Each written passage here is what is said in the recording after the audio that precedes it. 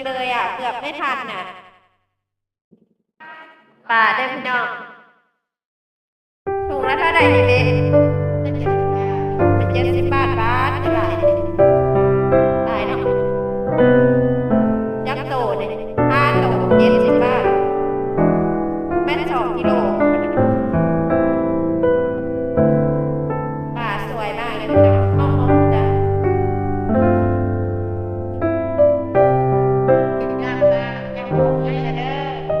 อันนี้โมกอย่างนี้โมกปลาซิวโมกละเท่าไหร่เนี่ย3 บาทแยกให้ดีบ้างไหมโอ้โหทุกคนน่าทานมากเลยนี่ทานดีๆมาทานนะตลาดนัดต้องมาจากเมืองอำเภอพังโคนจังหวัดสกลนครนะคะใครมาจังหวัดสกลนครอย่าลืมเด้อมีทุกวันศุกร์นะคะมีป่าเด้อพี่น้องเด้อจะได้อย่างนี้เด้อมีป่าจ้าน่าทานมาเก็บเลยมา20 น่าทานมากเลยสังเกตค่ะนี่อย่างนี้รองเท้าดีค่ะนี่เรามันต้องเหนียวนะเหนียวเด็ดโอ้ยวันนี้ไม่มีค่ะมันเละแม่บอกนี่แม่ค้าเป็นส่วนนะคะเจ้าเก่าเจ้าเดิมเจ้าประจำที่นี่นะคะหมดเลยเด้อค่ะเด้อไปเด้อนี่มีโกบนะคะมีโกบเด้อพี่น้องเด้อแล้วคำทูคำโดงยินดีนะคะท่านผู้ชม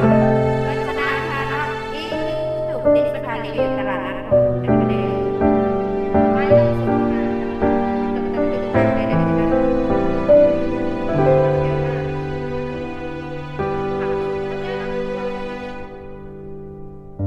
นี่ได้พี่น้องไก่น้ำปลานะคะไก่เป็ดเด้อค่ะเด้อ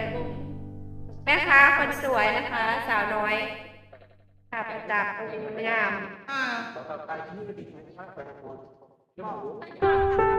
ขอบย่างด้วยนะคะขอบย่างมีไก่น้ำปลาด้วยเด้อมีไก่มีเป็ดนะคะแล้วร้อนใหม่ๆเลยนะคะยอดเลยแกงเด้อพี่น้องขึ้นลวกให้เรียบร้อยเป็นแกงสดๆใหม่ๆนะคะดูสดเลยอ้าปากกระป๋องเลยสดไม่สดนะคะดูว่าสดไม่สดดูอีกหน่อยนะคะสดมากเลยแกงไข่แกงโอ้ยปืนสั้น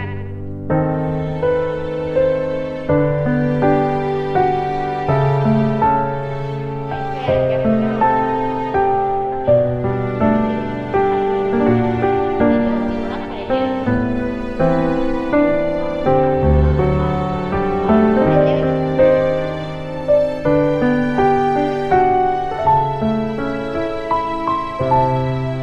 ไข่เด็ดจะได้ร้านไข่แกงค่ะสั่งได้วันนี้พี่น้องกำลังกินข้าวเยอะมาก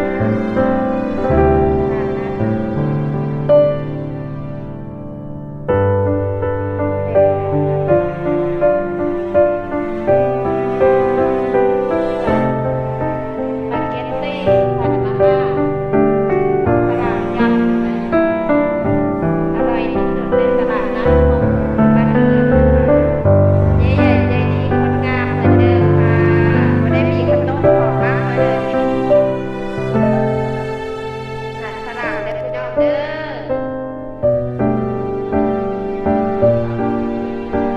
วันนี้มีแต่อาหารลาวนะคะอาหารเป็นนอกก็มีด้วยค่ะเด้อไทยลาวผสมนะคะของผมเด้อจะรวบรวมตลาดให้พี่ๆได้ชมนะคะตลาดจ้า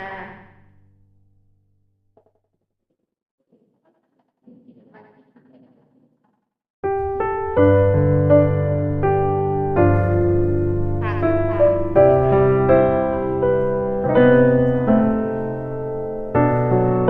ผักใหญ่กินได้กับแก้มพอดีนะจ๊ะไก่จ้าขออนุญาตถ่ายนะคะคุณแม่ ไก่นะคะชิ้นละ10 บาทตัวนี้ชิ้นละ300เลย25 20นะคะขาไก่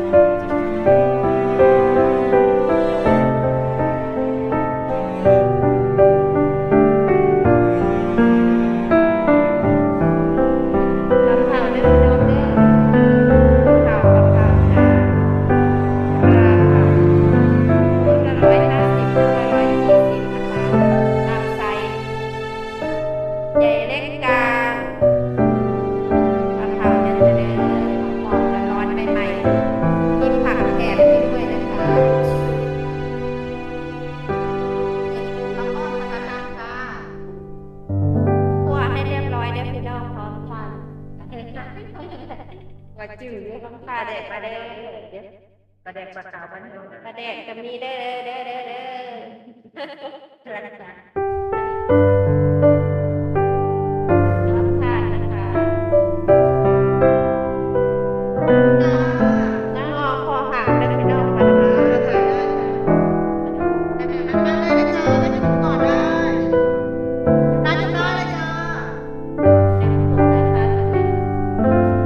คนเยอะมากเลยพี่น้องกำลังคึกคักเลยตลาดนัดเนาะก็จะเยอะหน่อย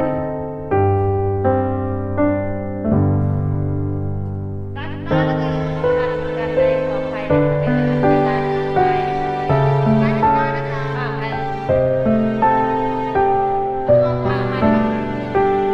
ในข้าวมันเผาโลละ10 บาทข้าวยันกระดูกก่อนอย่างนี้มันแปลกลองกระดูกลูกละ10 บาทใช่ไหมยันกระดูกเด้อพี่น้องไข่มัดก่อนไว้พร้อมกับใส่ไข่มัดเด้อพี่น้องผลไม้มันนอกนะคะพร้อมเป็นค่อยไปพร้อมกันโต้ลูกของหัวไว้ใช่ไหมไข่มัดเด้อพี่น้องกล้วยหอมมีแล้วเกิดผักกาดหอมอะไรนะกล้วยหอมปลาทูเด้อพี่น้องปลาทูผักโคนนะคะวันนี้ปลาทูเด้อ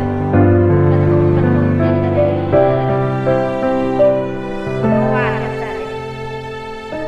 ร้านขนมหวานขนมไทยร้านนั้นคนจงดีทีเดียวนะคะใจเราค่ะสัตว์ครบฝรั่งครบสุดที่ตลาดนัดของผมเดินอีกเก่าเจ้าเดิมเวลาเดิมเพิ่มเติมคือความม่วนนะคะปลาซาบะเด้อพี่น้องเป็นปิ้งให้เรียบร้อยประเด็นกำลังสดใหม่ร้อนเลยปลาซาบะซาบะสับปะรดงามเนาะสับปะรดก็มีปลาซาบะนี่ได้ดูนะคะสับปะรดสวยมากเลยเหมือนสับปะรดเมืองนอกเลยเนาะเมืองนอกกับมุกผักโคตรนั่นจะเด้อ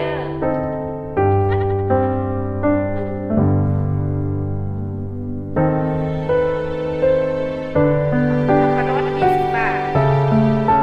สวยมากข้าวแกงนะพี่น้องเด้อข้าวเด้อขอทานนะคะกินได้เลยเวลา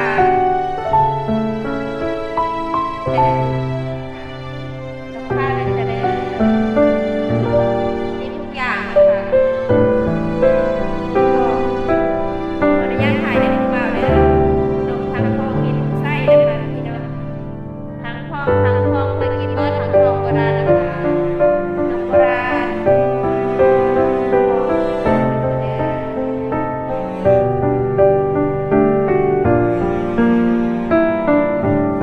ติ๊กเลยก็กินว่าจะมาหาคนนะจ๊ะขออนุญาตถ่ายนะคะต้องหวดดีหวดนะพี่น้องเด้อถ้า30 บาท250 บาทต้องตีนวัวผู้ใดอยากได้วัวละมาเอานี่เด้อในว่าตามหาวัวเฮ็ดเด้อพี่น้องเฮ็ดโพสจ้าสวยๆไซส์งามเลยเจ้าเก่าเจ้าเดิมเวลาเดิมเพิ่มเติมคือเต็มนะยะเฮ็ดจานเล็กดักแด้ก็มีเด้อค่ะเด้อดักแด้จานละ50 บาทก็มีเฮ็ดก็50ทุกอย่าง50ได้ร้านที่สาวก็มีเด้อเด้อก็สาวมีแยกให้ก็มีเด้อจ้ะเด้อแกะให้เรียบร้อยนี่ไวเชอรี่เป็นกระซ่าทุกอย่างถูกมากเลยจะอ่อนเฮ็ด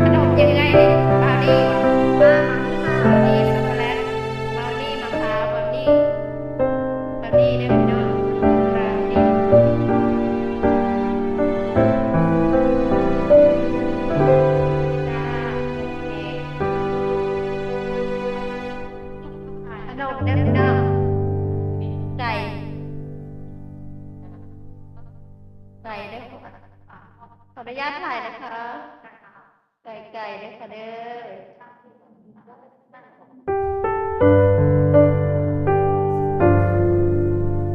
ไก่นะคะปลากินเล่นซูชิชิ้นละ5 บาทจะหมดแล้วหมดเงินจะตกแล้วอะโวคาโดนะคะน้ำปั่นอะโวคาโด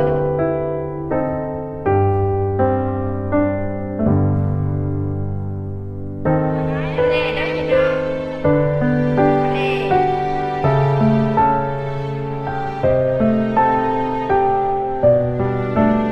อาหารทะเล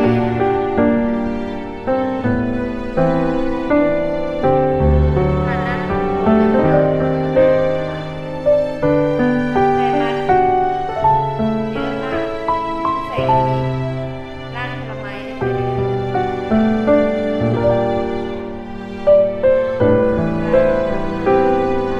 ทำ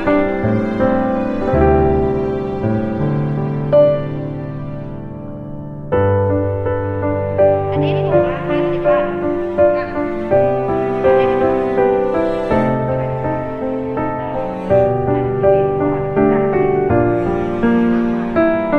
เดี๋ยวซื้อหลายๆมาบ่กินเนาะกินเนาะ ไม้เด้อนี่ดูรถได้แล้ว50 บาทซื้อของกลับบ้านแล้วมันจะตกแล้วเป็นน้ำสาล่าเด้อสาล่าที่น่าประจำที่แล้วทีนี้ค่ะเชื่อแล้วแสดงว่าเป็นที่ประจำแม่มีมากินแล้วนี่มาขายคนเดียวกันนะแล้วแม่ก็ตามไปบอกโอ้อะ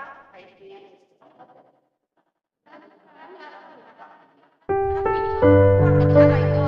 โอ้ตะกอนเยอะบอก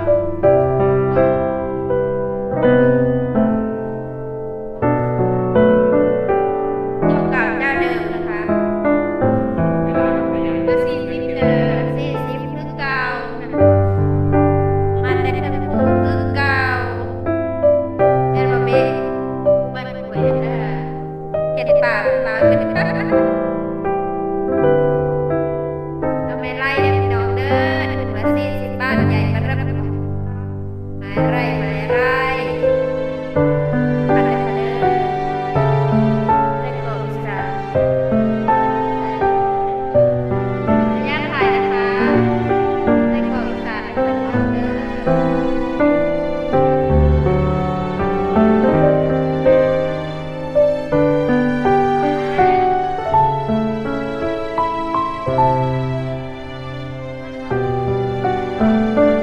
สั่งเด้อพี่น้องติ๊บเข้างามขนาดเลยติ๊บเท่าไหร่นี่ไอ้ติ๊บละ250 บาท230งามเนาะ แล้วก็มีตัวนี้ร้อย นี่เก่งกว่าต่างกว่าครับเจ้ามางานจักสานเด้อพี่น้องสวยมากเลยกระโปรงกระเป๋าก็มีด้วยค่ะเด้อกระเป๋าเนื้อค่ะ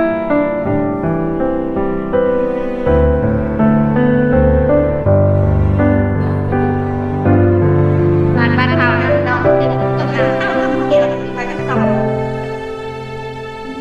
มาเพื่อนๆนะคะ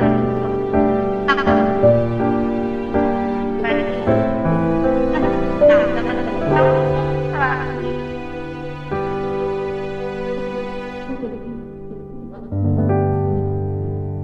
มาค่ะนอนนะคะอยากได้เนี่ยบอกว่าบ่ได้จะลำบากมาถึงมาที่ต้องกินมากๆ